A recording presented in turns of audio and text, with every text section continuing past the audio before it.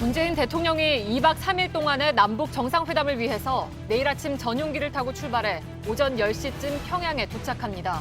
문 대통령과 김정은 위원장은 적어도 2차례 회담을 갖고 비핵화와 남북관계 개선, 경제 협력 등을 논의합니다.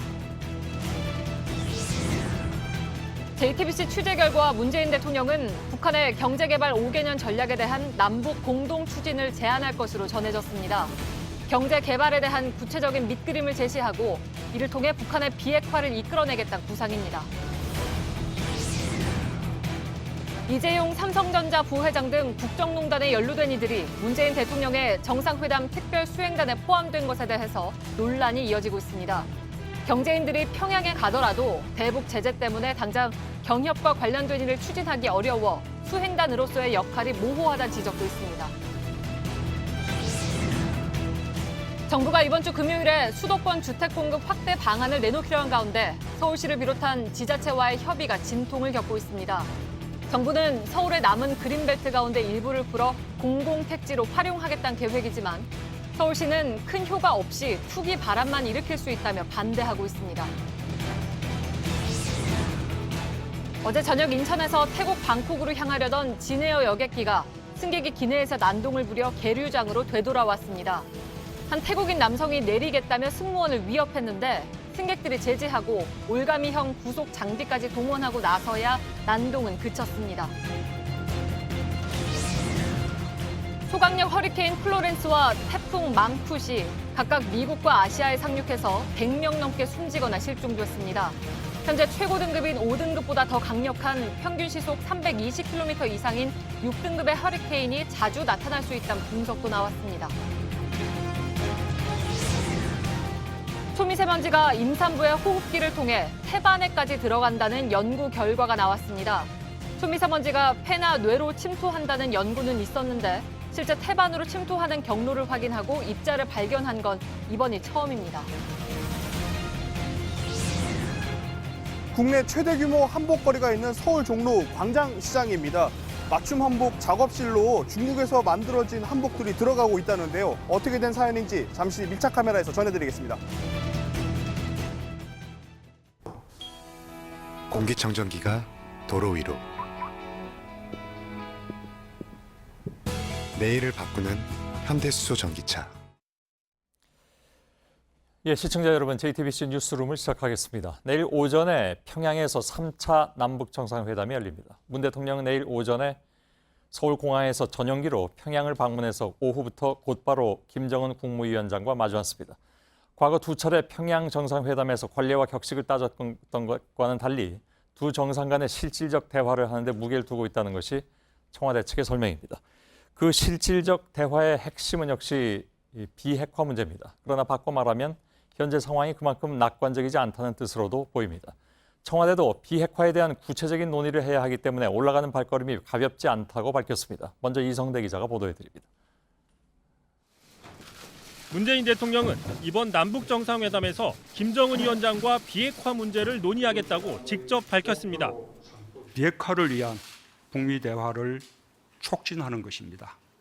이 문제는 우리가 주도하여 해결할 수 있는 문제가 아니기 때문에 어떻게 접점을 찾을 수 있을 것인지 김정은 위원장과 허심탄회한 대화를 나눠보고자 합니다. 지난 6월 사상 첫 북미 정상회담이 열렸음에도 비핵화를 둘러싼 북미 간의 갈등이 이어지자 다시 중재자로 나서겠다는 뜻으로 해석됩니다. 방북 다음 날에야 김정일을 만났던 2000년, 2007년과 달리 첫날부터 정상회담을 하는 것도 이런 이유입니다.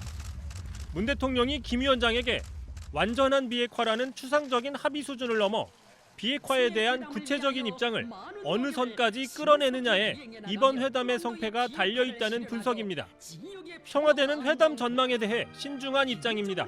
비핵화라는 무거운 의제가 정상회담을 누르고 있다고. 이 대목이 이번 회담이 저희가 매우 조심스럽고 어렵고 또 어떠한 낙관적인 전망도 하기 어려운 점입니다. 다만 군사적 긴장을 해소하기 위한 상징적이고 실질적인 조치는 합의에 이를 걸로 기대하고 있습니다. DMZ 내 GP 철수, JSA의 비무장화 같은 내용이 포함될 걸로 예상됩니다. JTBC 이성대입니다. 문재인 대통령이 평양에 머무는 기간은 2박 3일, 시간으로 치면 48시간 정도 될 것으로 보입니다. 누구와 어디에서 무엇을 하게 될지 오늘 임종석 비서실장 브리핑을 토대로 동선을 짚어봤습니다. 김태영 기자입니다. 내일 아침 8시 문재인 대통령은 헬기를 타고 청와대를 떠나 서울공항으로 이동합니다. 대통령 전용기는 8시 40분 공항을 떠나 북으로 향합니다. 디귿자 모양으로 서해 하늘길을 1시간쯤 날아가 오전 10시 순환공항에 도착합니다. 이곳에서 북측이 마련한 공식 환영 행사가 열리는데 김정은 위원장의 깜짝 등장이 예상됩니다. 북쪽의 특성상 최고 지도자가 움직이는 일정에 대해서는 공개를 하지 않도록 이렇게 되어 있는 것이 관례여서 조심스럽긴 합니다만은 김정은 위원장이 직접 영접하지 않을까 저희들은 그렇게 기대하고 있습니다. 문 대통령은 곧장 숙소인 백화원 초대소로 이동해 점심 식사를 한 뒤 김 위원장과 첫 번째 회담을 가질 것으로 보입니다. 과거 2차례 평양 정상회담 때와 마찬가지로 백화원 초대소에서 회담이 이루어질 수 있습니다. 하지만 대북 특사나 폼페이오 국무장관 방문 때처럼 노동당 청사가 회담 장소로 될 수도 있습니다. 회담이 끝나면 문 대통령은 예술 공연을 관람합니다. 북한이 구구절을 기념해 제작한 집단 체조 공연 빛나는 조국을 5일 경기장에서 관람할 가능성이 있습니다. 환영 만찬을 끝으로 첫날 일정을 마친 문 대통령은 둘째 날 김 위원장과 오전 일찍부터 대화를 시작하고 이르면 정오쯤 공동 기자회견을 열고 합의 내용을 발표할 것으로 보입니다. 둘째 날 오차는 옥류관에서 진행되며 이어서 평양의 주요 시설을 참관합니다. 김 위원장 집권 이후 새롭게 조성된 여명거리나 미래과학자 거리 등이 참관 후보지로 꼽힙니다. 문 대통령은 마지막 날 오전 서울로 돌아옵니다. JTBC 김태영입니다. 임종석 대통령 비서실장은 이번 정상회담 테이블에 비핵화 문제가 올려졌다는 점을 강조했습니다. 2000년, 2007년 정상회담과는 다른 분위기 속에서 열린다는 것입니다. 결국 이번 정상회담이 성공적이냐, 그렇지 않느냐를 평가할 때 국제사회는 북한이 비핵화에 대해서 어떤 입장을 밝히느냐를 주목하게 될 것입니다. 청와대는 이를 위해서 경제개발 카드를 제시할 것으로 보입니다. JTBC의 취재 결과 문재인 대통령은 북한의 경제발전 5개년 전략을 남북이 공동으로 연구하자고 제의할 것으로 보입니다. 경제개발에 대한 구체적인 밑그림을 제시하고 북한의 비핵화를 이끌어내겠다는 구상입니다. 물론 이것은 확실한 비핵화 이후를 전제로 한 것이긴 합니다. 정재윤 기자입니다.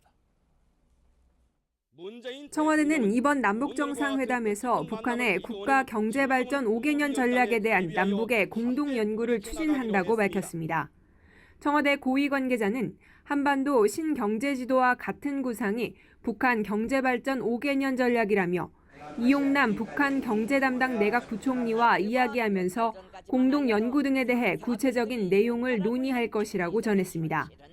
북한의 국가경제발전 5개년 전략은 북한이 2016년에 제시한 경제개발 계획으로 에너지 문제와 더불어 금속, 철도 운수 등 여러 분야에 대한 발전 방안이 포함되어 있습니다.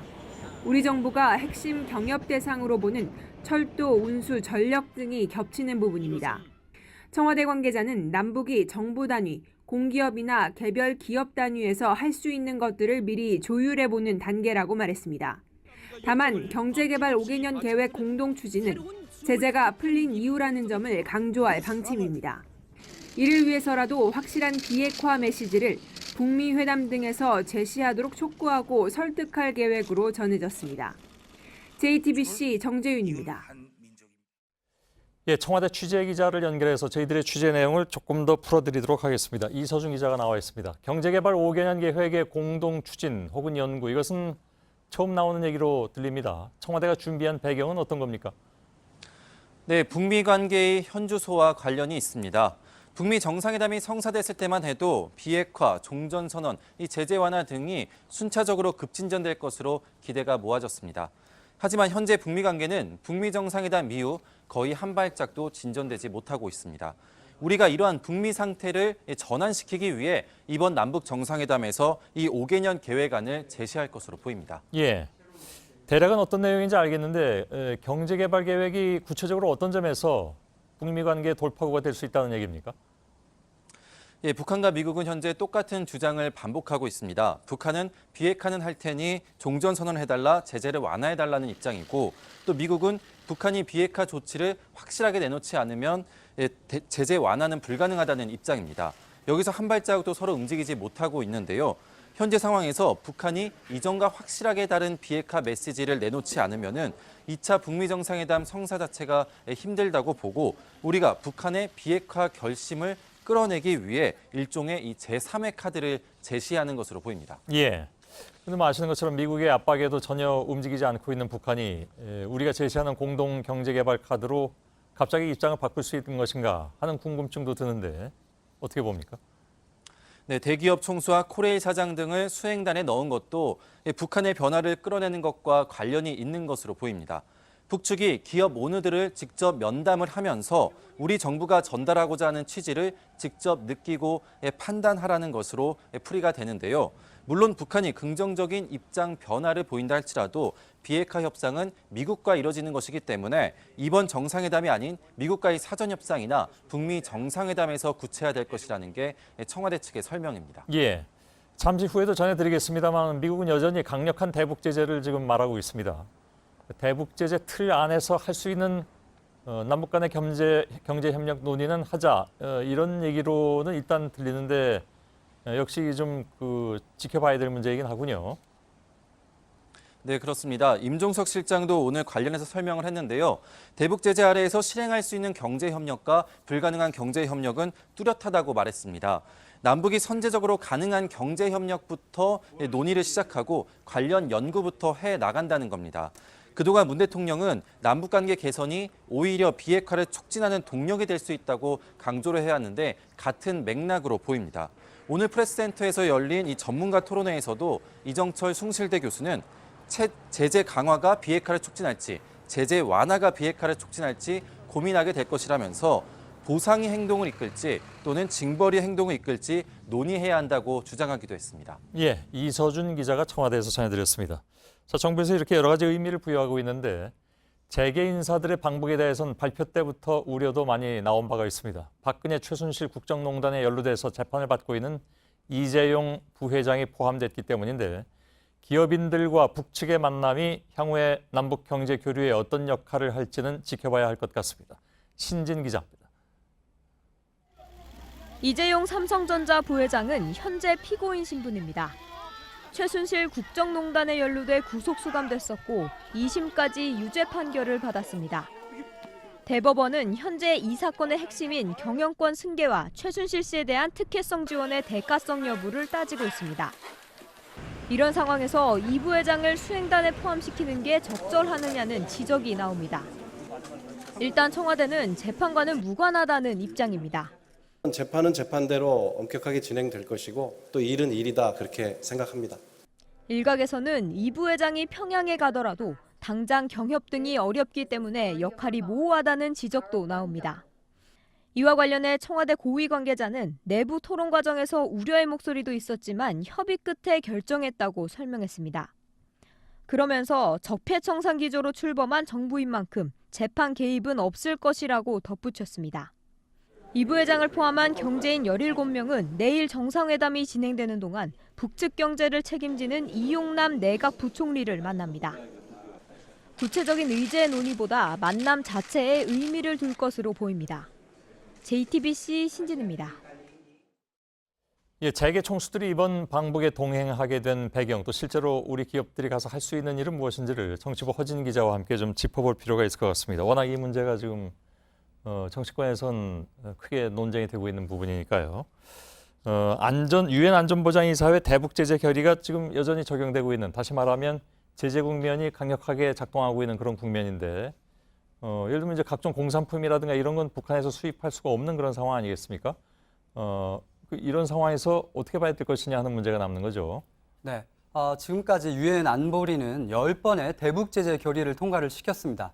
그러면서 북한이 사실상 다른 나라와 이 교육을 하는 건 막혀 있는 상태인데요. 예. 게다가 북한에 직접 투자를 하거나 이 합작 회사를 만드는 것도 원천적으로 이 봉쇄가 돼 있습니다.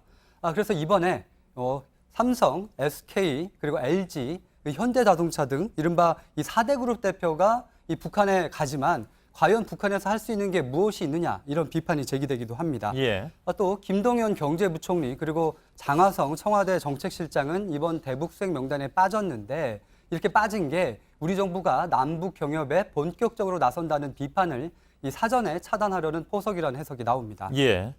미국 쪽도 의식하지 않을 수 없었다 이런 얘기로 읽히기도 합니다. 청와대는 기업인 방북의 이유를 뭐라고 설명을 할까요? 이에 대해서 뭐 질문이 많이 나왔을 것 같은데. 네, 우선 그 임종석 대통령 비서실장의 말을 직접 들어보겠습니다. 예. 그 대기업 총수들이 북한에서 어떤 아젠다를 가지고 논의를 하실 예정인지요? 특별한 경우다 이렇게 생각지 않고요. 지금 어떤 구체적인 의제를 이야기할 거냐 하는 것은 뭐 좀 섣부른 것 같습니다. 네, 이 청와대도 이 재벌 총수들이 구체적으로 북한에 가서 무엇을 할지에 대해서는 분명히 밝히지 않고 있습니다. 예.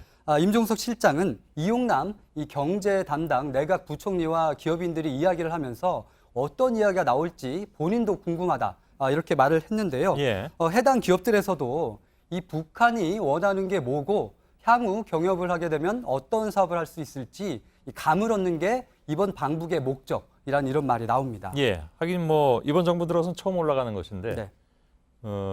이미 다 모든 게 다 갖춰진 상태에서 올라가기는 어려울 것이고 더더군다나 이제 제재 국면이기 때문에 기업들 입장에서는 그렇게 신중하게 나올 수밖에 없을 것 같고요. 또 청와대도 아무튼 똑같이 좀 신중한 반응은 보이는 것 같습니다. 그런데 여러 가지 그 부담을 무릅쓰고 청와대 내에서도 논쟁이 있었다면서요, 이 네. 문제로. 그럼에도 불구하고 기업 오너들을 수행단에 포함시킬 때는 뭔가 생각하는 게 있지 않았겠습니까? 뭘까요, 그게? 청와대가 직접적으로 이유를 설명하고 있지는 않고 있지만 예. 일종의 협상의 기술이 아니냐 뭐 이런 말이 나옵니다. 핵을 포기하게 되면 풍요로운 경제를 건설하게 해주겠다 이렇게 말만 하는 게 아니라 실제 투자 권한이 있고 또 여력이 있는 기업인을 만나게 해서 이 비핵화를 촉진한다는 겁니다. 정부가 얘기하는 것과 직접 투자를 할 수 있는 기업 오너가 말하는 건 이 북한이 느끼는 강도가 다르다는 건데요. 예.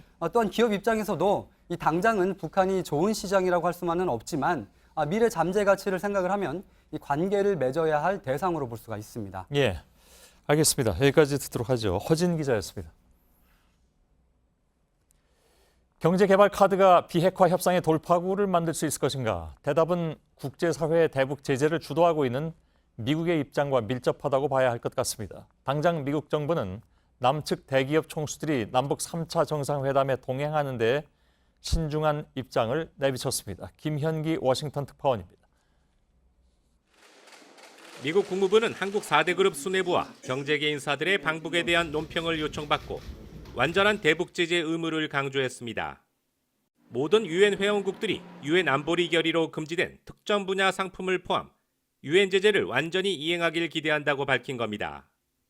특정 분야 상품이란 지난해 채택된 3개의 안보리 결의안에서 도입되거나 확대된 것으로 석탄, 섬유, 전자장비 등 거의 대부분 산업에 걸쳐 있습니다. 국무부는 모든 국가는 북핵 프로그램의 종식을 도와야 할 책임을 심각하게 받아들이길 기대한다고도 했습니다. 한국 정부는 물론 기업이 북한과 구체적인 경제협력 논의를 할 가능성에 미리 입장을 제시한 것으로 풀이됩니다. AP통신은 남북경협 중 철도 도로 부분 실행의 가장 큰 걸림돌은 미국일 것으로 지적했습니다. 트럼프 행정부의 난맥상을 폭로한 익명의 칼럼과 서적 출간 등의 영향으로 중간선거에서 민주당의 승리 가능성이 거론되는 건 남북경협에서 또 다른 변수입니다. 대북 강경론이 확대될 수 있기 때문입니다. 워싱턴에서 JTBC 김현기입니다. 문재인 대통령은 이번 정상회담에서 두 가지 문제에 집중하겠다고 말했습니다. 하나는 비핵화이고 다른 하나는 남북 간 전쟁의 공포를 없애는 것입니다. 남북은 이를 위해서 가장 먼저 한국전쟁 최대 격전지였던 백마고지가 있는 철의 삼각지대에서 유해 발굴을 시작할 것으로 보입니다. 유선희 기자입니다. 이번 평양 정상회담에선 포괄적 군사 분야 합의서가 채택될 것으로 보입니다. 무력 충돌 위험을 근본적으로 좀 제거하고 전쟁의 위험을 해소하는 이런 의미 있는 합의가 이루어지지 않을까. 첫 번째 조치는 철원과 김화, 평강을 잇는 철의 삼각지대에서 이뤄질 전망입니다. 백마고지와 호삼국 시대 유적인 궁예도성을 품고 있는 곳입니다. 6.25 전쟁 당시 한 달 만에 포탄 27만 발이 오간 최대 격전지에서 남북의 군사적 긴장 완화 조치가 시작되는 겁니다. 군 관계자는 남북이 군사 분야 합의서 초안을 상호 교환해 문안을 정리 중이라면서 철의 삼각지대 공동유해 유적 발굴을 연내 시작하는 방안이 합의될 가능성이 크다고 말했습니다. 비무장지대 DMZ 내 감시 초소인 GP 시범철수는 불과 600m 거리를 두고 남북 GP가 마주보고 있는 동해안 369 GP에서 시작될 것으로 보입니다. 이후 우리 측 60여 개, 북측 160여 개인 GP 수 불균형을 고려해 DMZ를 수십 개 구역으로 나눠 구역별로 동시 철수하는 방안이 사실상 합의된 것으로 알려졌습니다. 판문점 공동경비구역 JSA는 1953년 처음 만들어질 당시의 모습으로 돌아갈 가능성이 큽니다. 우선 소총 등 중화기를 빼고 남북과 유엔사 장병들이 JSA 안에서 자유왕래하는 쪽으로 의견 접근이 이뤄졌습니다. 여기에 JSA 내 병력을 크게 줄이고 권총 등 경화기까지 빼는 방안도 협의 중인 것으로 알려졌습니다. JTBC 유선입니다. 문 대통령이 평양 시민들이 자주 가는 식당에서 저녁을 하고 싶다는 뜻을 북측에 전했습니다. 이 만찬에 김정은 위원장이 참석한다면 남북 정상이 일반 식당에서 마주 앉게 됩니다. 김소현 기자입니다. 2000년과 2007년 평양 정상회담 때 둘째 날 만찬은 각각 목란관과 인민문화궁전에서 열렸습니다. 문 대통령은 북측에 과거와 다른 장소를 요청했습니다. 평양 시민들이 자주 가는 식당에서 가급적 만찬을 하게 되기를 희망합니다. 지난해 베이징 순방 때 숙소 인근 식당에서 현지식으로 아침 식사를 하고 베트남 하노이에선 3,800원짜리 쌀국수를 먹으며 시민들과 접촉면을 늘린 것과 비슷한 맥락입니다. 통제의 수준이 높은 북한 사회의 특성상 이 같은 제안이 희망사항에 그칠 수 있지만 그간 김 위원장의 파격 행보를 감안할 때 실현될 가능성도 배제할 수 없습니다. 만찬 장소로는 최근 대동강변에 배 모양으로 들어선 대동강 수산물 식당 등이 거론됩니다. 옥류관과 같이 평양을 대표하는 또 하나의 인민봉사기지가 태어났다고 기쁨이 넘쳐 말씀하셨습니다. 김 위원장이 현장에 들러 식당 이름을 지어주기도 했는데 주민들이 이용하기에 음식 가격이 높아 문 대통령의 제안 취지와 맞지 않다는 지적도 나옵니다. 전골로 유명한 청류관이나 김 위원장 집권 이후 조성돼 평양의 강남으로 불리는 창전거리의 식당들도 후보로 꼽힙니다. JTBC 김소현입니다. 남측 정상의 평양 방문은 이번이 세 번째입니다. 앞서의 방문 때와 많은 부분이 다를 수 있지만 이번이 처음인 일도 있습니다. 남북 퍼스트레이디가 평양에서 만나는 것입니다. 이선화 기자입니다. 남북 퍼스트레이디 간 첫 만남은 이설주 여사가 지난 4월 판문점 평화의 집을 깜짝 방문하면서 이뤄졌습니다. 짧은 만남에 두 여사는 다음을 기약했습니다.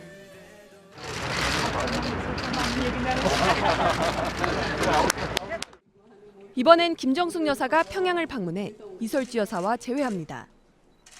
평양에서 열렸던 두 차례의 정상회담과 달리 남북 퍼스트레이디가 공식 석상에서 만나게 되는 겁니다.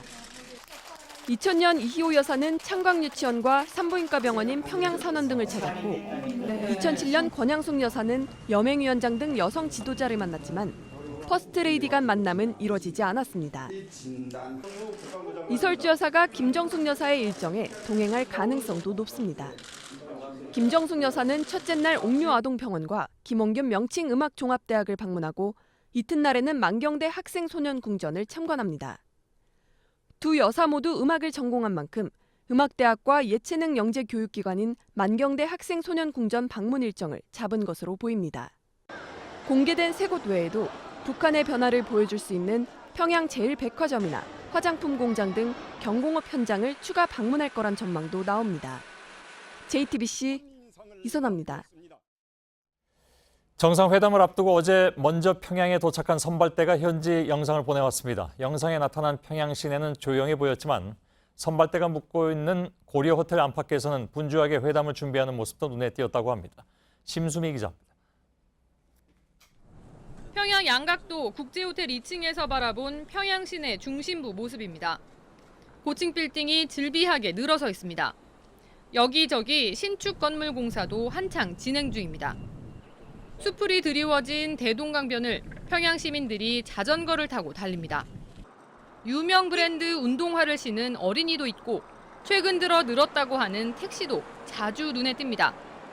정상회담을 코앞에 둔 평양 시내는 여느 때와 다름없이 비교적 조용한 모습입니다. 김정은 북한 국무위원장을 찬양하는 문구만 보일 뿐 회담을 알리는 플래카드 등도 보이지 않습니다. 다만 어제 남측 선발대가 도착한 평양 고려 호텔 주변은 평소에 없던 차량들로 붐비고 있습니다. 북측 관계자들도 휴대전화를 들고 분주하게 통화를 합니다. 공동취재단 중계차 사이에 앞뒤 번호판을 하얗게 가린 벤츠 세단 2대가 주차돼 있습니다. 문재인 대통령이 평양에서 사용할 방탄 경호 차량이 남측 선발대와 함께 도착한 겁니다. 어제 낮에 도착한 100여 명의 선발대를 호텔 직원들은 박수와 환호로 맞이했습니다.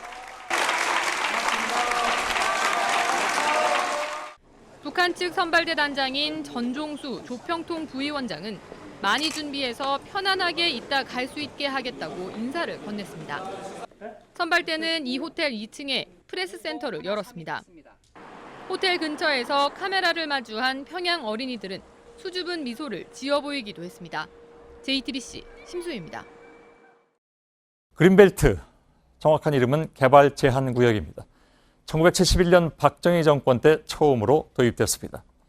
가장 먼저 종로구 세종로 인근이 지정됐고 77년까지 14개 도시권이 그린벨트로 묶였는데 전 국토의 5.4%로 당시 서울의 8.9배에 달하는 규모였습니다. 다른 건 몰라도 이건 정말 잘한 일이다라는 평가를 받았던 것이 바로 그린벨트였습니다. 이후에 30년간 꽁꽁 묶여있던 그린벨트는 김대중 정부에 들어와서 대전환을 맞게 됩니다. 2001년 제주 전면 해제를 시작으로 총 면적의 24%가 풀렸습니다. 김대중 정부는 처음이자 마지막이라고 단서를 달았지만 물론 지켜지지 않았습니다.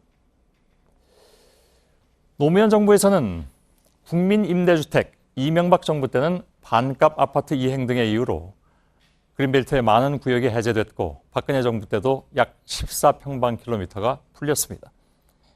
이렇게 정권이 바뀔 때마다 그린벨트는 파여져 나갔습니다. 가장 컸을 때와 현재를 비교해보면 약 30% 정도가 줄었습니다. 최근에 다시 이 그린벨트가 주목받고 있죠. 그린벨트를 풀어서 주택 공급을 늘리자는 것인데 최소한의 녹지 공간을 확보해야 한다는 반론의 목소리도 큽니다. 도시 열섬이나 찜통더위에도 녹지는 큰 역할을 하기 때문이죠. 정부는 오는 21일 수도권에 30만 호의 새집을 짓는 공급 대책을 발표할 계획인데 이번에도 그린벨트가 일부 풀릴지 관심사입니다. 이태경 기자입니다. 대규모 주택을 공급할 후보지로 꼽히는 곳은 서울 서초구와 강서구, 노원구, 은평구 등 19개 자치구의 외곽에 있는 그린벨트입니다. 총 149제곱킬로미터로 전체 서울 면적의 25%입니다. 정부가 이 중 일부를 해제하는 방안을 추진하는 건 서울의 대규모 공공택지로 활용할 만한 땅이 없기 때문입니다. 하지만 서울시는 그린벨트를 손대는 건 원칙적으로 반대한다는 입장입니다. 이른바 로또 아파트 논란만 일으킬 수 있다는 겁니다. 결과적으로 그 지역의 땅값 상승이나 아파트 투기 수요를 불러일으키는 어떤 소재로 되어왔던 것이 현실 아닙니까? 대신 서울시는 철도 부지나 구치소 부지 등 유휴지를 활용하자고 제안하고 있습니다. 문제는 유휴지의 부지 규모로는 대규모로 집을 공급하기가 어렵다는 겁니다. 정부는 9.13 대책의 청약 규제가 시행되면 로또 아파트 논란도 줄어들 것이라며 서울시를 설득하고 있습니다. 전매 제한 기간을 최대 8년, 거주 의무 기간을 최대 5년으로 늘렸기 때문에 투기를 노리고 입주하기 쉽지 않다는 겁니다. 정부 내에서는 합의가 이루어지지 않을 경우 국토교통부 장관이 직권으로 그린벨트를 해제할 수 있다는 전망도 나옵니다. 정부적인 어떤 부담이지 공공주택지구는 면적에 관계없이 국토부 장관이 지정해서 사업을 할 수 있고. 국토부와 서울시의 실무진은 오늘 오전에도 청와대에서 주택 공급 방안을 논의했지만 합의에 이르지 못한 것으로 알려졌습니다. JTBC 이태경입니다. 9.13 부동산 대책이 나온 지 나흘 만인 오늘 정부가 후속 조치를 내놓았습니다. 무엇보다도 눈에 띄는 것은 시세의 50 내지 70% 수준인 공시가격을 현실화한다는 것입니다. 특히 최근 시세가 급등한 지역이 우선 타겟입니다. 이렇게 될 경우에 종부세나 재산세에 직접적인 영향을 끼치게 되죠. 송승환 기자입니다. 정부가 우선 손대기로 한 건 시세를 제대로 반영하지 못하는 주택 공시가격입니다. 현재 공시가격은 실제 거래 가격을 그대로 반영하지 못합니다. 단독주택이 50% 수준이고 아파트는 서울 강남 지역이 약 60%, 강북 지역이 70% 정도입니다. 최근 가격이 급등한 지역일수록 반영률은 더 낮아 세금을 공정하게 못 매긴다는 지적도 계속됐습니다. 193.6제곱미터인 서울 일원동의 한 아파트가 지난해 16억 6천만 원에 팔렸는데 공시가격은 8억 2,200만 원입니다. 시세가 49.5%만 반영된 겁니다. 국토부는 다음 달 실시하는 공시가격 조사부터 집값이 급등한 지역을 중심으로 시세를 반영하기로 했습니다. 가격 짬짬이로 부동산 시장을 어지럽히면 처벌할 수 있는 근거도 마련할 계획입니다. 인터넷 카페나 단체 채팅방에서 담합해서 아파트 매매 가격을 끌어올리면 업무방해 혐의를 적용할 수 있도록 공인중개사법을 고치는 방안도 추진합니다. 부동산을 편법으로 증여하거나 임대소득을 숨기는 식으로 세금을 탈루하지 못하도록 세무조사도 강화하기로 했습니다. 금융위원회와 금융감독원은 9.13 대책에 따른 대출 규제가 제대로 지켜지는지 합동으로 점검할 예정입니다. JTBC 송승환입니다. 네, 요즘 기내에서 난동을 부리는 사건이 부쩍 잦아지면서 항공사들이 올가미형 구속 장비를 도입한 바 있습니다. 이 장비가 어제 저녁에 실제로 사용됐습니다. 승무원과 승객들까지 나서서 난동 부리는 승객을 간신히 제압했습니다. 마침 이 비행기에 저희 영상 편집 기자들이 타고 있어서 당시의 현장을 담아왔습니다. 박영우 기자입니다. 객실 앞쪽에서 한 남성이 승무원을 때리려는 듯 위협합니다. 주변에 있던 승객들이 이 남성의 팔을 붙잡고 말립니다. 하지만 난동은 계속됐고 결국 승객 4사람이 달라붙어 간신히 제압합니다. 그 사이 승무원들은 밧줄을 가져오고 올가미까지 사용합니다. 소란이 빚어진 건 어제 저녁 7시 55분 인천에서 태국 방콕으로 향하던 진에어 기내에서입니다. 30대 태국인 A씨가 출발 직전 비행기에서 내리겠다며 난동을 부린 겁니다. A씨는 입국 목적이 불분명해 국내로 들어오지 못하고 공국으로 추방당하는 상황이었습니다. 이륙을 해야 되니까 자리 가서 앉으라고 얘기했는데 계속 거부하시고. 당시 항공기는 이륙을 위해 활주로로 향하던 중이었지만 A씨가 벌인 소란에 결국 계류장으로 되돌아왔습니다. 경찰에 넘겨진 이 남성은 태국으로 돌아가면 감옥에 갈 것 같아 내리려 했다고 진술한 것으로 알려졌습니다. 승무원이 입국하게 되면은 진술서서 받고 항공보안법 위반으로 해서 입건 예정이죠. 최근 기내 난동이 잦아지면서 국내 항공사들은 올가미형 보안 장치까지 도입했는데 이 장비가 실제 쓰인 건 이번이 처음입니다. JTBC 박여우입니다. 네, 10대 학생 30여 명이 여중생 1명을 겁주기 위해서 끌고 다니면서 위협했습니다. 무리 가운데 1명과 말다툼을 한 게 발단이었습니다. 현장을 본 주민들이 4차례나 신고했지만 경찰은 아무 일도 아니라는 학생들 말에 그냥 돌아갔습니다. 정영재 기자입니다. 교복을 입은 여학생 10여 명이 지하주차장 안으로 들어옵니다. 남학생들도 뒤를 따릅니다. 학생들은 벽 사이 좁은 곳으로 들어가 누군가를 둘러쌉니다. 지난 11일 저녁 8시 40분쯤 충북 청주의 한 아파트 지하주차장에서 벌어진 일입니다. 넘어져서 잘 입을 긁는데 뒤에 있던 오빠가 발로 2번인가 차고 어떤 오빠 2명이 가위바위보 하면서 탁방 때리고. 경찰차 소리가 들리자 무리들은 놀라며 황급히 도망갑니다. 하지만 다른 골목으로 옮겨 2시간 더 위협이 이어졌습니다. 이틀 전 근처 골목에서 김양과 말다툼을 했던 남학생이 친구들을 모아 겁을 주려 한 겁니다.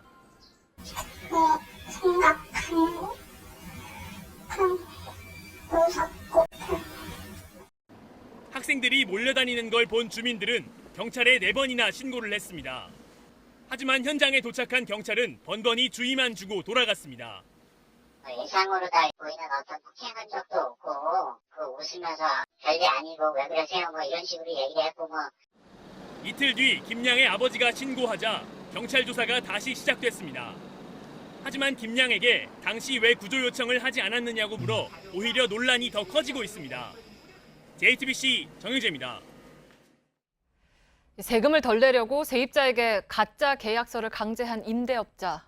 연 400%의 고리를 받으면서 세금은 내지 않은 대부업자. 최근 국세청이 고소득 사업자 203명에 대해서 세무조사에 나섰습니다. 특히 이런 서민 착취형 사업자들이 많았습니다. 이현 기자입니다. 외식 프랜차이즈 업체 사주 A씨는 직원들의 이름을 빌려 가맹점 60곳을 운영했습니다. 이중장부까지 만들어 숨겨놓은 매출이 1,000억 원대에 달했습니다. 최근 이런 사실을 적발한 국세청은 A씨에게서 500억 원을 추징했습니다. B씨가 운영하는 경기도의 한 기숙학원은 월 수강료가 수백만 원에 달합니다. B씨는 세금을 덜 내기 위해 수강료를 강사 가족들 이름의 차명 계좌로 받고 전업주부인 부인에게 강사료를 줬습니다. 국세청은 이런 탈세 혐의가 포착된 전국의 고소득 사업자 203명에 대해 세무조사에 착수했습니다.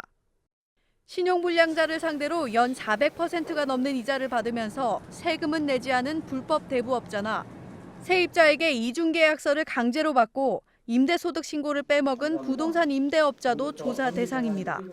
경영난을 겪고 있는 소규모 자영업자에 대한 세무 검증은 최대한 자제하고 서민 착취형 고소득 사업자의 탈세에 대해서는 지속적으로 세무조사를 강화하여 국세청은 지난해 고소득 사업자 1,107명을 조사해 약 9,400억 원을 추징했습니다. JTBC 이현입니다. 네, 지난 4월 취객에게 폭행당한 뒤 한 달 만에 숨진 전북 익산소방서 소속 고 강연희 소방경이 순직을 인정받았습니다. 국과수의 부검 결과 강 소방경의 사인은 취객 폭행과는 관련성이 적은 뇌동맥류 파열과 그 합병증인 걸로 나타났습니다. 하지만 공무원 연금관리공단은 강 소방경이 공무 중에 숨졌고 뇌동맥류 파열이 직무수행과도 관련 있다고 판단했습니다. 사법농단 수사는 결국 양승태 전 대법원장을 겨누게 됐습니다. 양 전 대법원장이 재판거래 의혹을 비롯한 사법농단 사안을 직접 챙긴 정황이 수사로 드러나고 있습니다. 검찰은 양 전 대법원장이 법원 행정처 수뇌부 모임인 이른바 5인 회의 참석자들을 수시로 독대한 것에 주목하고 있습니다. 강버들 기자입니다. 양승태 전 대법원장 시절 법원 행정처 차장과 기획조정실장, 사법정책실장, 사법지원실장, 그리고 양형위원회 상임위원은 매일 회의를 했습니다. 이른바 5인 회의입니다. 이 회의에서 주요 현안과 관련한 대법원장의 지시가 전달되고 업무를 나눴습니다. 검찰은 양 전 대법원장이 기조실장과는 거의 매일 만나는 등 5인 회의 참석자들과 수시로 독대한 정황을 포착했습니다. 이 자리에서 현안에 대한 진행 상황을 보고받으며 자신의 뜻을 전한 것으로 보고 있습니다. 검찰이 의심하는 현안은 판사 비리 수사를 막기 위한 검찰총장 협박 방안, 헌법재판소 무력화 방안 등이 있습니다.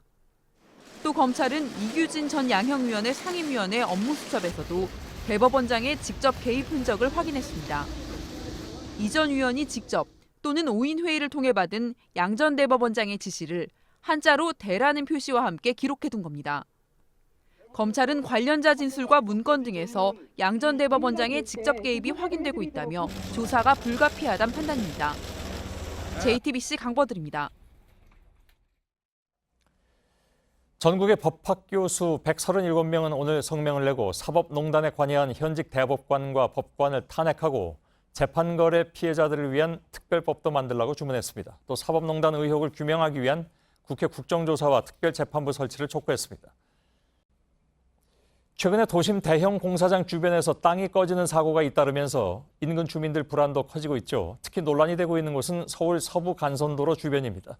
공사 때문에 지하수가 하루 1,000톤이 넘게 새고 있지만 정작 시공사에서는 엉터리 수치로 분석된 보고서로 피해를 외면하고 있다는 지적입니다. 윤정식 기자입니다. 서울 서쪽을 관통하는 서부간선 도로입니다. 이 도로 양평동부터 독산동 11km 구간은 현재 지하화 공사 중입니다. 지하 50여 미터 아래 공사 현장입니다. 바닥은 흥건하고 천정은 방수 비닐이 촘촘합니다. 계속 새어나오는 지하수 때문입니다. 하루에 공사장에서 새는 지하수는 약 1,100여 톤. 1년 전보다 지하수위가 4m 내려갔습니다. 지금 우기잖아요. 그러면 건기 때는 더 심할 가능성이 있습니다. 지하수가 다시 복원되진 않나요? 경합반이 50m에서 70m에 존재합니다. 단단한 암이. 그 위에 구조물들은 큰 영향을 받을 수 있습니다. 침하 가능성이 있다는 것이죠. 공사 구간은 지하 약 20m 아래부터 풍화암과 연암, 경암 등 비교적 단단합니다. 그 위는 퇴적모래와 자갈, 점성토층입니다. 여기서 지하수가 빠지면 동공이 생겨 구조물이 위험할 수 있다는 겁니다. 이 공사를 맡긴 서울시는 문제가 없다는 입장입니다. 일부 빠져나와도 비가 오고 눈이 오고 이제 물이 공급되고 이러기 때문에 치과에 대한 그런 영향은 전혀 없죠. 실제 환경영향평가서에서 공사 구간 지하수 함량률은 12.81%, 비가 100mm 오면 12.81mm가 땅에 스며든다는 의미입니다. 시공사 측은 이를 근거로 공사 후 1년이면 지하수위가 거의 복구된다고 말합니다. 하지만 이 수치는 공사 구간 수치가 아닌 서울시 평균치였습니다. 지하수로 스며드는 비율을 공사 현장에서 그나마 가장 가까운 곳에서 측정한 수치는 0.47%에 불과했습니다. 전부 아스팔트 콘크리트인데 비가 와서 전부 그게 지하수로 다 들어가는 얘기예요. 항시 걱정이 되죠. 이게 이걸로 해서 혹시나 시설이 생기지 않을까. 도심 한복판 초대형 공사인 만큼 정밀한 조사가 필요하다는 목소리가 커지고 있습니다. JTBC 윤정식입니다. 돌풍의 최고 시속이 300km를 넘나든 태풍 망쿠슨 발생 열흘 만에 오늘 열대 저압부로 변해서 태풍의 위력을 상실했습니다. 그러나 지난 주말에 필리핀을 시작으로 홍콩, 마카오, 중국 남부 지역을 차례로 휩쓴 망쿠슨 슈퍼 태풍이란 무엇인가를 그대로 보여줬습니다. 신경진 특파원입니다. 태풍 망쿠시 휩쓸고 지나간 홍콩의 한 호텔입니다. 건물 창문이 대부분 부서졌습니다. 시속 198km의 강풍에 중국 선전시 고층 건물에서 5m 크기의 구조물이 힘없이 떨어집니다. 바닷가의 힐튼 호텔 라운지는 집채만한 파도가 휩쓸었습니다. 7m 높이의 파도는 쓰나미를 방불케 합니다. 마카오는 사상 처음으로 카지노 폐장 조치를 내놨습니다.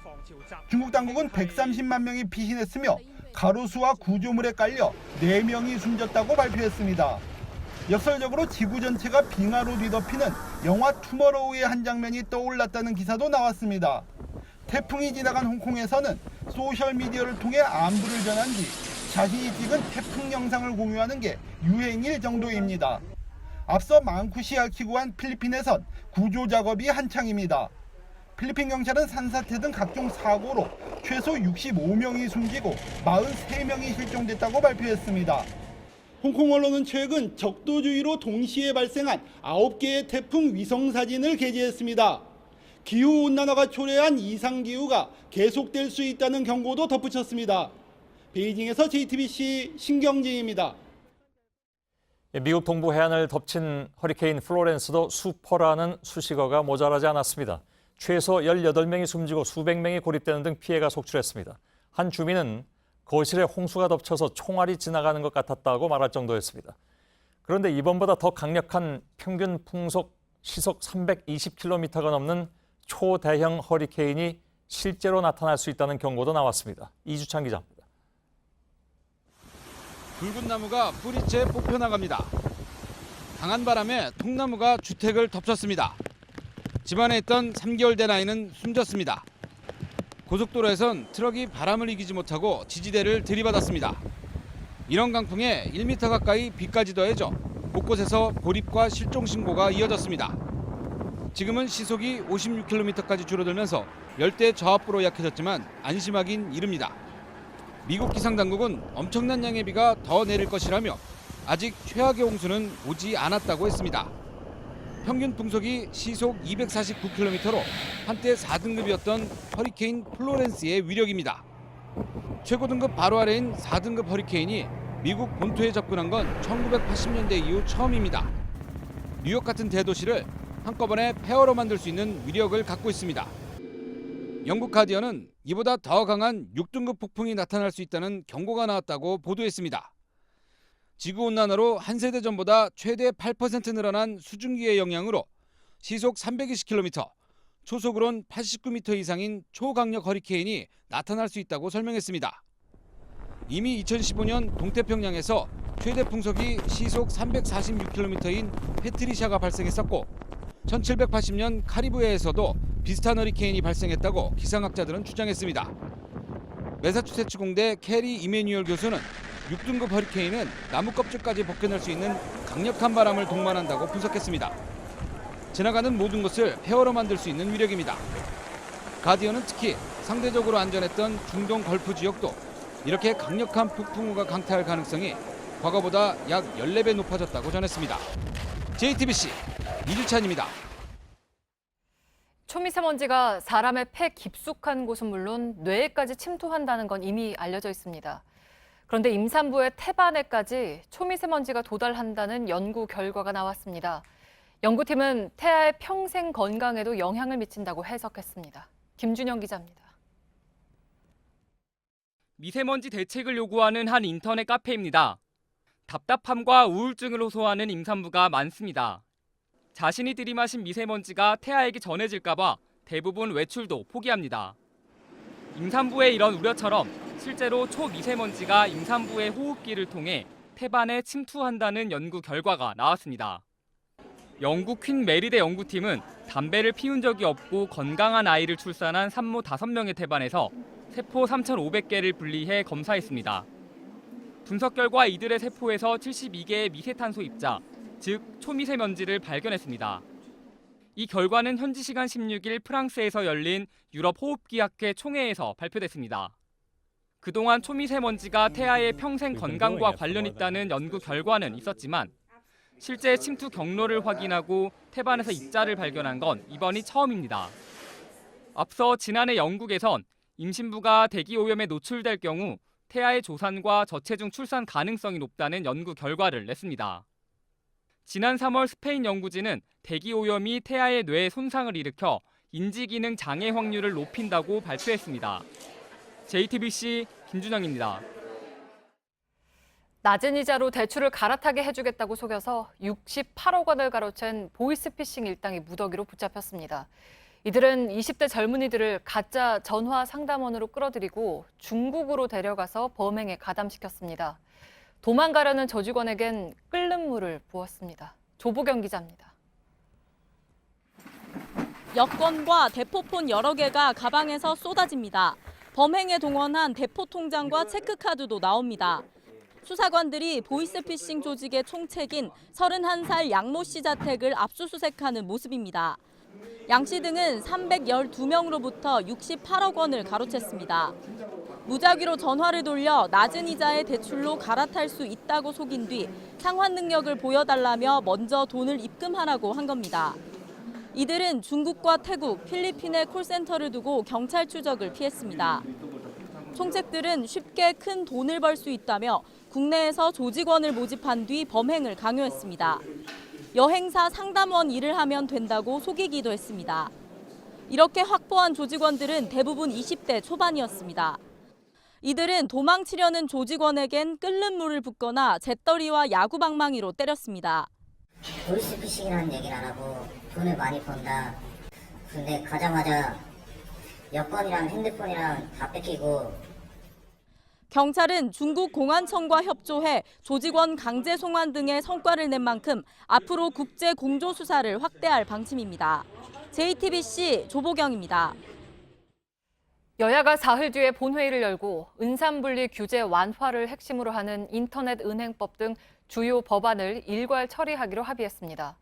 시민단체들은 재벌은행이 생길 수 있다며 강하게 반발했습니다. 여당인 민주당 내에서도 일부 의원들의 반발이 여전해서 법안이 처리되기까지 쉽지 않을 걸로 보입니다. 이윤석 기자입니다. 더불어민주당 의원총회장 앞에서 예정에 없던 피켓 시위가 벌어졌습니다. 참여연대와 경실련 등 시민단체가 재벌의 은행 소유를 막아야 한다고 주장하며 시위에 나선 겁니다. 의산물을 지켜주십시오. 의산물을 지켜주십시오. 원칙을 지켜야 됩니다. 앞서 여야 원내대표는 오는 20일 본회의를 열고 인터넷 전문은행 특례법과 상가 임대차 보호법 등 주요 법안을 일괄 처리하기로 합의했습니다. 여야는 산업자본이 인터넷은행 지분을 최대 34%까지 가질 수 있도록 하는데 합의한 상태입니다. 재벌 진입 금지 등 산업자본의 구체적 자격 요건은 대통령 시행령에 담기로 했습니다. 마지막 절차를 마무리 짓고 20일 본회의에서는 반드시 처리하자 이렇게 합의를 했습니다. 그러나 민주당 내 일부 의원들은 시행령은 정권이 바뀌면 얼마든지 바꿀 수 있다며 규제 완화 대상을 법안으로 정해야 한다고 반발하고 있습니다.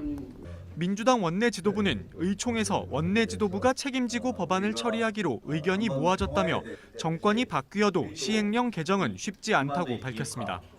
JTBC 이윤석입니다. 의료기기 영업사원이 대리 수술을 하다가 환자가 뇌사에 빠진 사건이 최근 있었습니다. 이런 문제를 막기 위해서 수술실에 CCTV를 달자는 주장이 꾸준히 제기됐지만 의사들의 반발을 넘지 못하고 있습니다.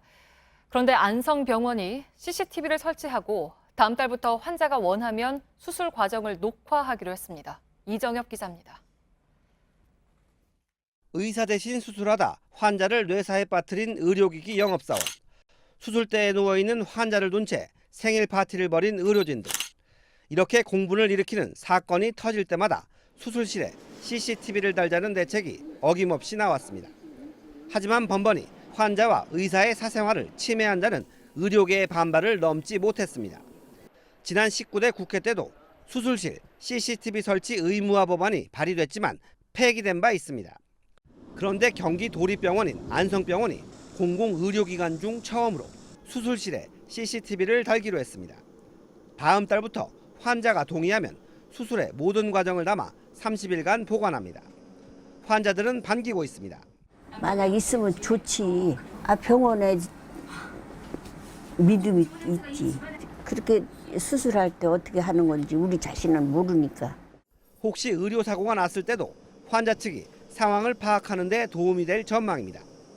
경기도는 수술실 CCTV를 올 연말까지 시범 운용한 뒤 내년부터는 도내 6개 모든 의료원으로 확대할 계획입니다. 안성병원의 시도가 병원 수술실에 CCTV를 크게 늘리는 계기가 될지 주목됩니다. JTBC 이정엽입니다. 노조 활동을 방해한 혐의를 받는 삼성 계열사 에버랜드의 경기도 용인시 본사에 대해서 검찰이 압수수색을 했습니다. 검찰은 에버랜드가 이른바 S그룹 노사전략 문건에 따라 조직적으로 노조 활동을 방해했다는 고소장을 접수해서 수사를 벌여왔습니다. 앞서 검찰은 S그룹 문건이 공개되고 한 차례 수사에 착수했지만 문건을 작성한 주체를 알 수 없다는 이유로 지난 2015년 무혐의 결론을 내린 바 있습니다. 오늘부터 카카오톡 메시지를 실수로 보냈을 때 취소할 수 있습니다. 글자나 사진을 전송하고 5분 안에 삭제 버튼을 누르면 됩니다. 상대방이 이미 읽었더라도 지울 수 있습니다. 하지만 지운 뒤에 삭제된 메시지입니다라고 보낸 흔적은 남습니다. 지난 5월에 탈세 의혹이 제기된 뒤 행방이 알려지지 않고 있는 중국 배우 판빙빙이 중국 당국의 조사를 받은 뒤 두문불출하고 있다고 대만 빈과일보가 보도했습니다. 이 매체는 판빙빙이 탈세 혐의로 조사를 받은 뒤로 어떤 소식도 발표해선 안 되고 외부와 접촉해도 안 되기 때문에 집에서 지내고 있다고 전했습니다. 어젯밤 베트남의 수도 하노이의 한 워터파크에서 열린 음악 축제에서 약물을 과다 복용한 것으로 추정되는 성인 7명이 숨졌다고 현지 언론이 보도했습니다. 보도에 따르면 심정지와 의식 불명 상태로 병원에 옮겨진 12명이 응급처치를 받았는데 이 가운데 7명은 숨지고 5명은 혼수 상태입니다. 남북 정상회담 특별수행단에 우리 스포츠 스타들도 함께하죠. 특히 탁구의 현정화 감독은 오늘 밤이 무척 길 것 같습니다. 27년 전에 함께 단일팀으로 뛰었던 이분희 선수를 그렇게 만나고 싶어 했는데 이번에 만날 수 있을지 기대하고 있습니다. 온누리 기자입니다. 마지막일지 모를 포옹. 그래서 터져버린 울음. 1991년 남북 최초의 단일팀 코리아는 중국을 무너뜨리고 시상대 맨 위에 섰습니다. 작은 통일을 이룬 것 같아서 더 기쁘고 앞으로 계속 이런 단일팀이 나가고. 당시만 해도 단일팀은 언제든 마음만 먹으면 만들어질 줄 알았는데 함께 복식조를 꾸렸던 현정화와 이분희는 이후 하나의 팀으로 다시 만날 수 없었습니다. 둘은 1993년 세계선수권에서 한 차례 적으로 만난 게 마지막이었습니다. 현정화가 은퇴한 뒤 2005년 방북길에 올랐을 때도, 또 4년 전 인천 아시안게임, 올해 평창 올림픽에서도 이분희는 모습을 나타내지 않았습니다. 이분희가 선수 생활을 끝낸 뒤 북측 장애인 체육 행정가로 변신했고 몇 년 전 교통사고를 당했다는 안 좋은 소식만 전해 들었을 뿐입니다. 현정화 감독은 사흘간의 정상회담 기간 축구의 차범근 감독, 아이스하키 단일팀 주장 박종아와 함께 남북 간 체육 교류를 논의합니다. 특히 탁구는 상시적인 남북 교류의 틀 속에서 2년 뒤 도쿄올림픽 단일팀 구성도 추진합니다. JTBC 온누리입니다.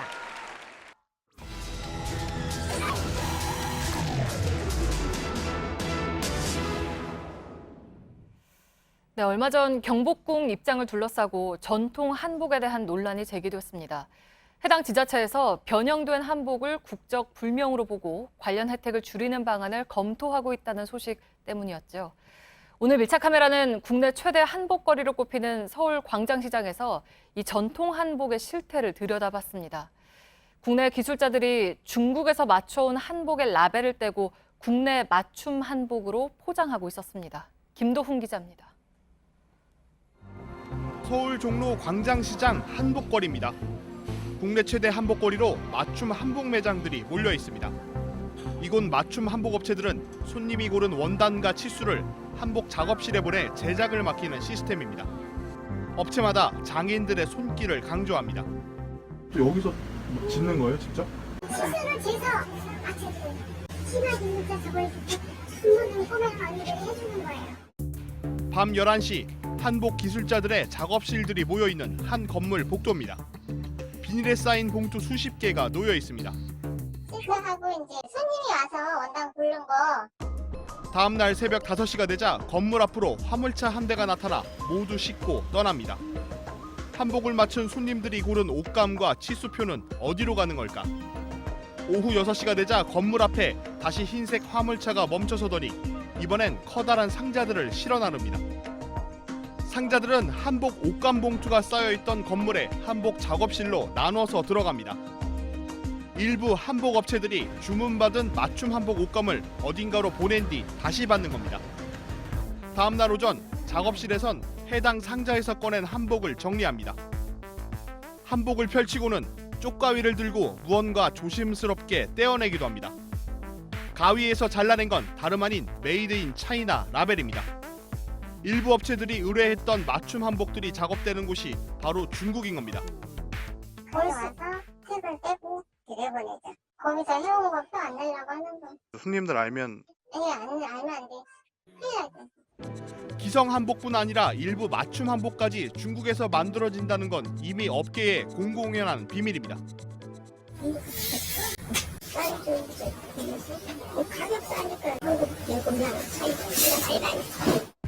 라벨을 뗀 한복들은 다림질을 거친 후 다시 포장돼 의뢰를 받은 광장시장뿐 아니라 전국 각지의 매장들로 실려갑니다.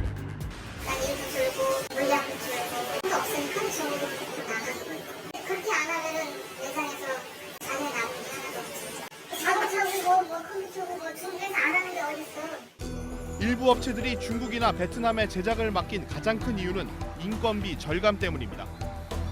국내에서 제작할 경우 저고리 한 벌에 인건비가 6, 7만 원이지만 중국에 맡길 경우 한 벌에 4, 5만 원에 불과합니다. 물량이 많을수록 차이는 더 벌어집니다. 장품하시는 분들은 중국에 의뢰하면 3만 원이면 들어집니다. 망청 모아서 중국 확보해가지고 거기는 100명, 200명이 앉아서 미싱을 그냥 공장에서 찍어내듯이. 최근 한복 수요가 급감하면서 전통 기술자들이 대폭 줄어든 것도 중국에 맡기는 이유 중 하나입니다. 수십 년 동안 한복을 지어온 한 장인은 행여 우리 한복 기술 명맥이 끊길까 걱정입니다. 여기 시작하면 20년 됐죠? 답답하고 좀 뭐랄까 가슴이 아파요. 중국이나 베트남에서 모두 가져오면 우리네 한복은 우리가 만들어야 되는데. 맞춤 한복은 전통으로 이어온 장인들의 땀과 정성이 배어 있습니다. 시장 경제 논리로 맞춤 한복이 중국과 베트남에서 만들어지는 현실. 지금 우리 전통 한복의 민낯입니다. 밀착 카메라 김도훈입니다.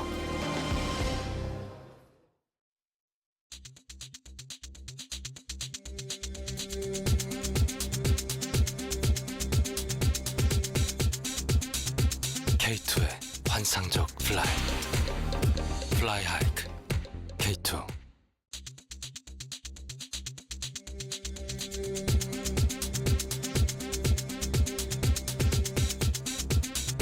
K2의 환상적 플라이. 플라이 하이크 K2.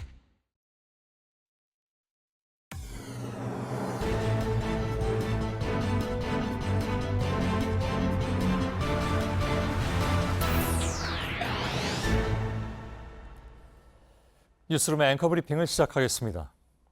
몽골에서 누군가의 발을 밟았다면 악수를 해라. 그것은 오랜 시간 이어진 관습 같은 것이었습니다. 몽골에서 남의 발을 밟는다는 것은 상대방을 무시하는 행위, 나아가 당신과 싸우겠다는 의미로 받아들여집니다. 유목민에게 발이란 머리와 심장보다 중요하기 때문입니다. 그렇기에 혹시라도 남의 발을 밟게 되면 오칠날에 미안합니다 하며 오른손을 들어 악수를 청해야 합니다. 그래야만 상대방도 기분 좋게 오른손을 내민다는 평화의 법칙. 그러니까 악수란 다르게 본다면 서로의 목숨을 부지하기 위한 인사법인 셈이죠. 마주보는 눈과 손의 온기, 그리고 적당한 악력으로 주고받는 몸의 인사.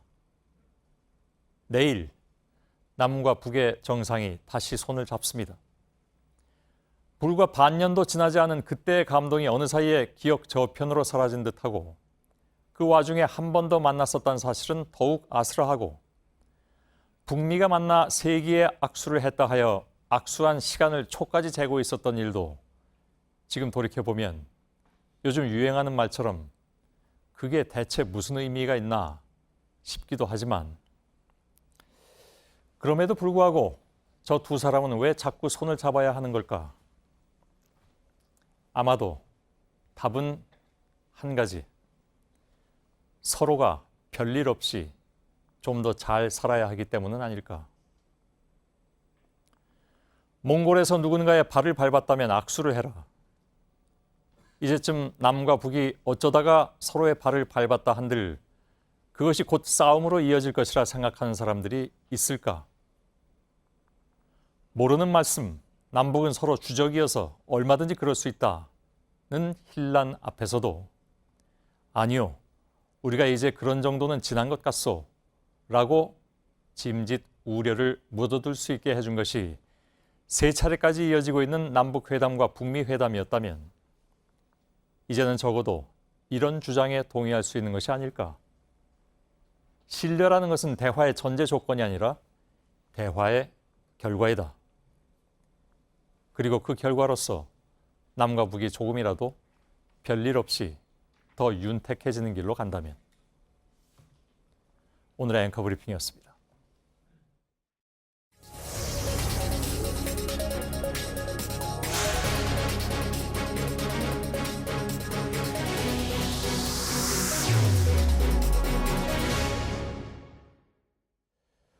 예, 문재인 대통령 내일 평양으로 향하게 되는데 좀 급하게 나온 소식이 한 가지가 있습니다. 지금 동대문 디자인 플라자에 마련되어 있는 서울 프레스센터를 좀 연결해서 어떤 얘기인지 좀 들어보도록 하겠습니다. 박현주 기자가 지금 준비하고 있는데요. 자, 그 방북단의 최연소 수행원이라고 알려졌던 김규현 양의 방북이 취소됐다면서요? 네, 그렇습니다. 지난달 이산가족 상봉 때 큰할아버지에게 손편지를 써 화제가 됐고 또 이번에 최연소 수행원으로 포함됐던 김규현 양의 방북이 취소가 됐습니다. 앞서 남북은 사전에 판문점에서 실무회담을 열고 이렇게 방북단의 명단과 또 규모를 결정을 했는데요. 이때 합의가 됐던 내용이기는 하지만 어제 평양으로 떠난 우리 측 선발대가 전해온 내용에 따르면 김규현 양이 북측에서 큰할아버지를 만나기가 어렵게 됐고 이 때문에 방북 일정도 취소하게 됐다고 이런 소식이 전해져 왔습니다. 아직까지 그 만남이 무산되게 된 구체적인 이유는 전해지지 않았습니다. 예. 뭐 김규현 양이나 아니면 또 다른 이산 가족들한테는 좀 안타까운 소식인 것 같습니다. 모처럼 이렇게 좋은 기회가 될 뻔했는데 사전에 근데 뭐 예를 들면 다 조율은 된 상태였을 텐데 선발대가 뭐 정확하게 이유는 못 알려온다고 합니다만은 글쎄요 뭐 전혀 알 수가 없는 건가요? 북쪽에서 어떤 얘기가 있었는지? 네, 청와대 고위 관계자는 평양에 있는 선발대로부터 이렇게 통보만 왔을 뿐 아직까지 구체적인 이유는 전해 듣지 못했다. 이렇게만 설명을 하고 있습니다. 예, 알았습니다. 곧 알려지겠죠. 다만 그 할아버지의 건강 문제가 아니었으면 좋겠다는 생각은 하게 됩니다. 자, 선발대로부터 그 소식을 들었다고 했는데 선발대가 다른 소식도 전해왔죠? 네, 말씀드린 대로 서호 청와대 통일정책 비서관 등 우리 측 선발대 90여 명이 어제 평양으로 향해서 오늘 평양 고려 호텔에 프레스센터를 열었는데요. 선발대가 보내온 영상이 오늘 처음으로 오후에 들어왔습니다. 이렇게 남북 정상회담과 관련된 주요 장면이 내일부터 2박 3일 동안 계속 전해질 예정인데요. 오늘 들어온 영상을 보면 평양 시내의 고층 건물과 또 대동 강변의 풍경, 또 정상회담을 하루 앞두고 비교적 차분한 모습의 시민들의 모습이 담겼습니다. 예. 우선 뭐 공기가 아주 맑은 것 같습니다. 이렇게 보니까. 2박 3일 동안의 주요 일정과 의제가 나왔습니다. 혹시 변경되거나 좀 더 구체화됐다든가 한 게 있습니까? 네, 2박 3일 동안 남북 정상이 최소 2차례 만나서 회담을 갖는다는 그 큰 줄기에서의 일정은 나왔지만 지난 4월 도보다리 회담 같은 구체적인 친교 일정의 경우에는 아직까지 확정되지 않았습니다. 내일 문 대통령이 오전에 도착할 평양 순환공항에 김정은 위원장이 직접 영접을 나올 가능성이 있는데요. 이때 또 두 정상의 만남이 전 세계로 생중계될 수 있을지도 관심입니다. 정상회담이 마무리되는 오는 20일에도 친교 일정이 추가되게 되면 문 대통령의 귀경 일정도 변경될 수 있다고 청와대는 설명했습니다. 예.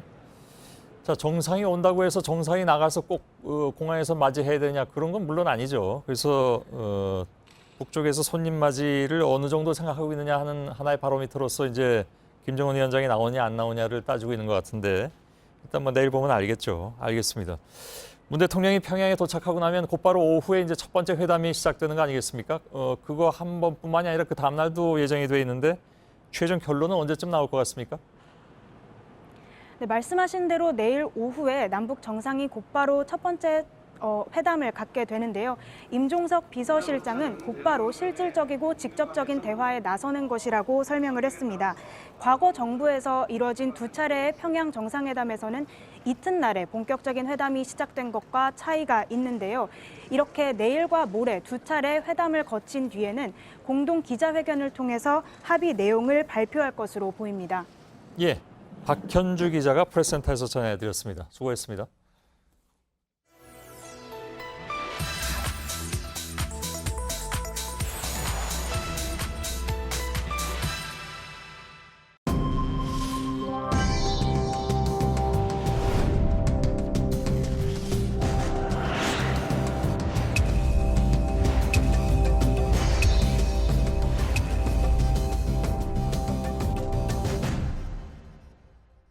네, 종부세를 강화하겠다는 발표 이후에 소셜미디어에는 이런 사진들이 퍼졌습니다. 강남의 아파트 단지 2곳인데 종부세 폭탄이라는 현수막이 붙었다는 내용입니다. 정부 정책의 반기를 들고 이를 선동하는 플래카드가 휘날리고 있다는 인터넷 기사도 나왔습니다. 팩트체크팀이 현장에 가봤습니다. 사실이 아니었습니다. 오대영 기자 자세하게 좀 설명을 해주실까요? 네, 사진 2개를 보겠습니다. 먼저 화면 왼쪽은 강남구 대치동의 한 아파트의 모습입니다. 북은 핵폭탄, 남은 세금 폭탄, 불안해서 못 살겠다라면서 입주자 대표회의라고 써 있습니다. 그리고 오른쪽은 오늘 오후에 저희 팀이 같은 장소에서 찍은 사진입니다. 네. 아무것도 걸려 있지가 않습니다. 네, 그러면 저 왼쪽 사진에 있는 현수막은 뭔가요? 저희가 사진 데이터베이스를 확인해 보니까 네. 2007년 종부세 논란 때의 사진이었습니다. 네. 이 아파트 관리소장을 직접 만나봤습니다. 과거 정부 때의 사진이라고 답을 했습니다. 지금 아파트 단지 내에서 종부세와 관련된 현수막은 없다고 말했습니다. 네, 그러니까 10년도 넘은 사진인데 마치 최근 거인 것처럼 이제 확산이 된 건데 또 다른 사진도 있잖아요. 네, 이번에도 두 가지 사진을 보겠습니다. 먼저 왼쪽 강남구 압구정동 한 아파트의 사진입니다. 그 사진을 실은 기사입니다. 살자니 종부세 폭탄, 팔자니 양도세 폭탄이라면서 입주자 일동이라는 현수막이 걸려 있습니다. 확인한 결과 이것도 10년 넘은 사진입니다. 오른쪽은 오늘 현장의 모습인데 현수막이 없습니다. 네. 관리사무소는 현수막을 걸려면 관리사무소의 허가가 필요하다면서 안 그래도 오늘 현수막이 걸렸다는 민원이 들어왔는데 사실이 아니라고 답했습니다. 네, 그러니까 민원까지 있었고 이런 사진까지 이제 확산이 될 정도로 그만큼 종부세 폭탄이냐 아니냐 논란인 건데 언론 보도들도 좀 사뭇 다르지 않습니까? 그렇습니다. 많은 분들의 시각이 엇갈리고 있는데 제가 크게 두 가지 기준으로 설명을 드리겠습니다. 먼저 종부세 개편안으로 부과하는 기준이 낮아졌느냐, 두 번째로 실제 세금이 얼마나 올라가느냐입니다. 네. 시청자들께서 판단을 해보셨으면 좋겠습니다. 네, 그러면 우선 종부세 부과 기준이 낮아진 게 맞습니까? 이게 낮아지면 그 대상자들도 많아졌습니까? 기준은 바뀌지 않았습니다. 부과 기준은 공시가격으로 1주택자 9억 원 초과고요. 다주택자 합산 6억 원 초과입니다. 앞으로 그대로입니다. 달라지는 건 세율입니다. 2017년 국세통계연보를 보면 집을 가진 사람은 모두 1,331만 명, 종부세 대상자는 27만 4천 명, 전체의 2%였습니다. 공시가격 9억 원을 현재 시가로 환산하면 13억 원 정도입니다. 즉 기준은 그대로고 다만 최근에 집값이 올라서 앞으로 이 범위에 들어가는 사람이 늘어날 가능성은 있습니다. 네, 그러니까 공시가격 9억 원이 실제 집값이 아니라면 앞으로 부담은 얼마나 늘어나는 겁니까? 1주택자 기준으로 말씀드리겠습니다. 시세가 13억 원이면 세율은 그대로입니다. 변화가 없습니다. 18억 원이면 연간 10만 원이 늡니다.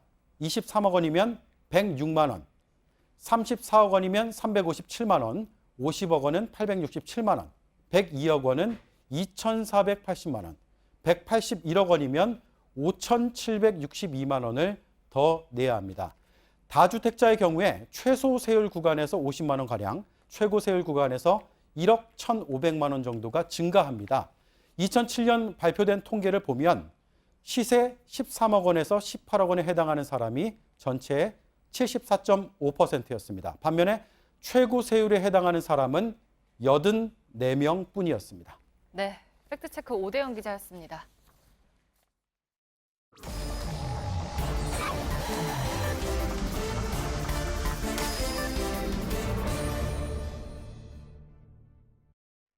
예, 비하인드 뉴스를 시작하겠습니다. 박성태 기자. 예. 열어볼까요? 네, 첫 키워드는 이쯤 가면 막 하자는 거지요. 로 잡았습니다. 노무현 전 대통령이. 그렇습니다. 예. 잠깐 사진을 보겠습니다. 2003년에 노무현 전 대통령이 당시 평검사들과 대화의 자리를 저렇게 마련했습니다. 이때 나왔던 유명한 발언이 바로 이쯤 가면 막 하자는 것이죠 라는 건데요. 당시 한 수원지검 평검사의 질문에 대한 노 전 대통령의 답이었습니다. 당시 상황을 잠깐 보겠습니다. 예. 그때는 왜 검찰에 전화를 하셨습니까? 이쯤 가면 막 하자는 거죠.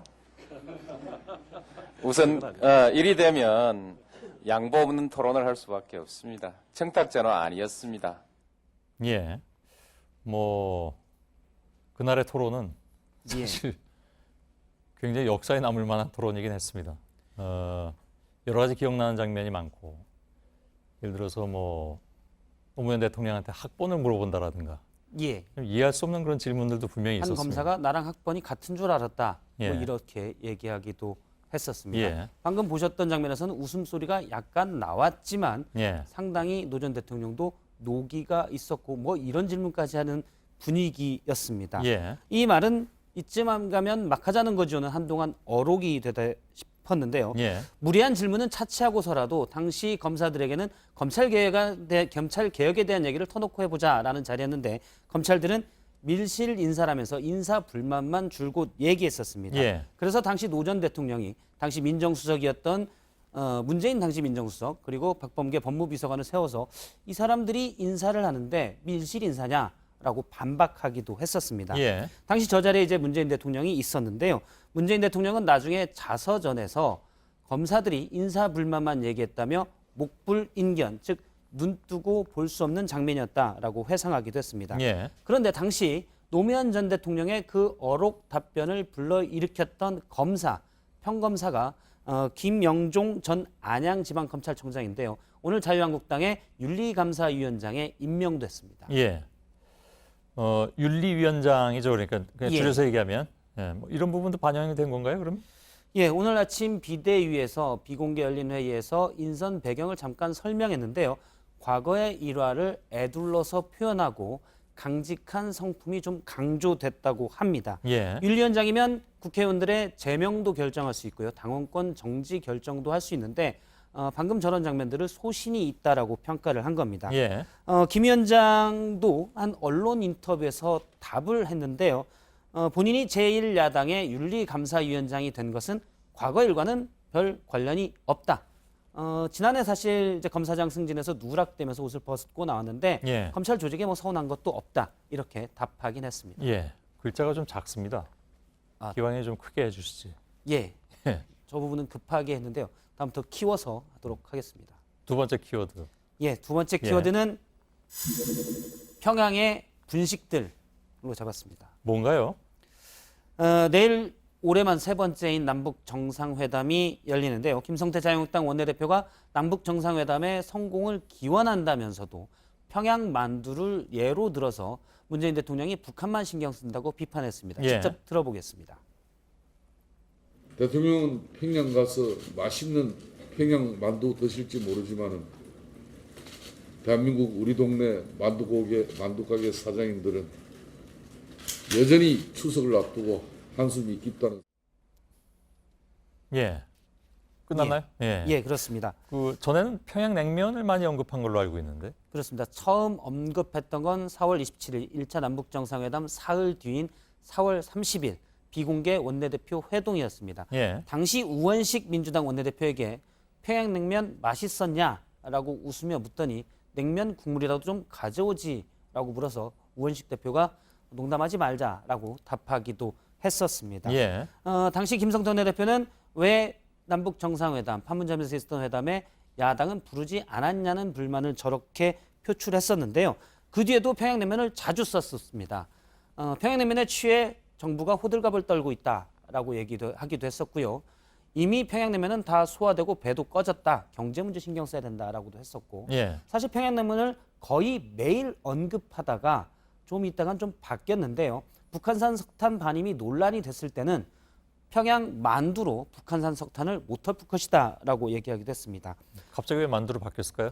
김성태 원내대표는 원래 이전에 공개됐던 대여 전략에서도 친숙한 용어로 한 놈만 패야 된다라고 야당 의원들에게 설파한 적이 있었는데 예. 본인이 평양냉면만 여러 번 하다가 좀 질렸는지 만두로 표현을 일단 바꿨습니다. 예. 하지만 1차 남북정상회담에 왜 초청하지 않았냐라고 애둘러 불만을 얘기했었지만 사실 이번에는 야당 당대표 그러니까 자유한국당 비대위원장을 초청했지만 역시 응하지 않았었습니다. 예. 그리고 평양 만두를 먹고 올지 모르겠지만이라고 했지만 현재 공개된 일정에는 옥류관 냉면은 둘째 날에 오찬이 예정이 돼 있습니다. 예. 서민식당을 추진 중인데 그 외에도 여기서 만두를 먹을 수 있을지는 잘 모르겠습니다. 예. 알았습니다. 세 번째 키워드 열어볼까요? 예, 세 번째 키워드는 토론의 격으로 잡았습니다. 예. 어떤 격을 얘기하는 거죠? 어제 자유한국당 비대위원장인 김병준 비대위원장이 소득주도 성장에 반대한다며 규제를 푸는 국민 성장론을 제시했습니다. 예. 여당에 좀 반박이 있자 오늘 그러면 토론을 해보자라고 제의를 했는데요. 김병준 위원장이 예, 여당이나 또는 청와대랑 같이 이 성장론을 두고 토론을 해보자 했는데 민주당의 이해찬 당대표가 이런 지하에 거절했습니다. 예. 거절의 발언을 잠깐 들어보겠습니다. 출산 주도 성장 이렇게 하는 그 마음 가진 사람들하고는 토론의 가치가 없습니다. 토론도 어느 정도 격이 맞아야 하는 거지. 예. 그냥 이런 지하에 거절해버리는 상황이 됐네요. 예, 그렇습니다. 예. 사실 토론의 제의와 거절에는 정략적 배경이 있다라는 해석이 많은데요. 아, 제의 자체도? 그렇습니다. 예.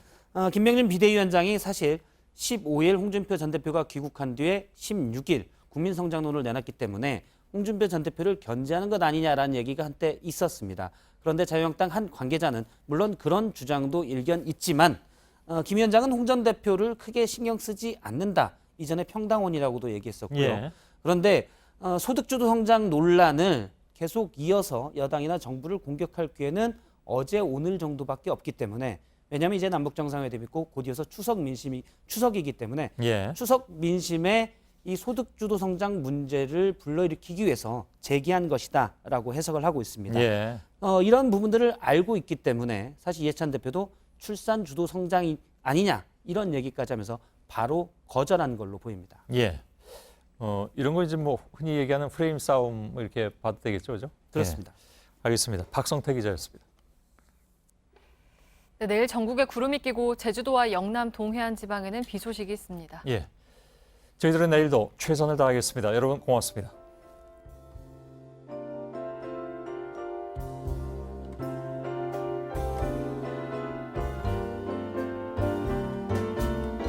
Unforgettable, that's what you are. Unforgettable, though near or far.